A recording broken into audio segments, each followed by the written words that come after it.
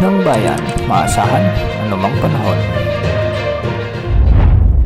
Magandang araw po sa ating lahat. Narito na ang pinakahuling update sa magiging lagay ng ating panahon sa susunod na 24 oras. Sa kasalukuyan ay may minomonitor tayong LPA at ito ay nabuo sa labas ng ating area of responsibility.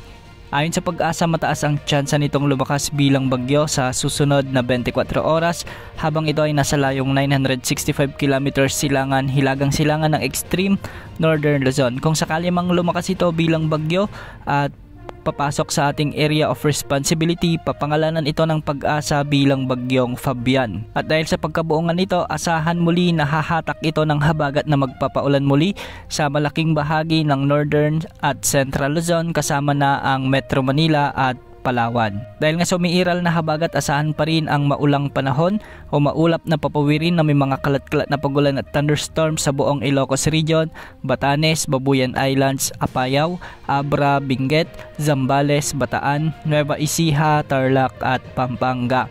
Ang mga lugar na ito ay pinapayuhang maging alerto sa banta ng mga biglaang pagbaha o pagguho ng lupa kung may mga katamtaman at minsan ay malalakas na pag-ulan. Samantala, habagat naman ang nagdadala ng bahagyang maulap hanggang sa maulap na kakalangitan na may mga isolated rain showers and thunderstorms sa buong Metro Manila, ang nalalabing bahagi ng Luzon, ang buong Visayas. Kaya pinag-iingat rin natin ang ating mga kababayan dito sa banta rin ng mga biglaang pagbaha o pagguho ng lupa kung may mga umiiral na severe thunderstorms. Samantala, hindi na nakakaapekto sa buong Mindanao ang habagat at localized thunderstorms na labang ang mararanasan dito lalo na sa hapon at gabi. Ngunit sa umaga hanggang tanghali ay magiging bagyang maulap hanggang sa maulap naman ang mga kalangitan na may mga tsansa lamang ng mga kalat-kalat na pagulan o di kaya naman ay thunderstorms.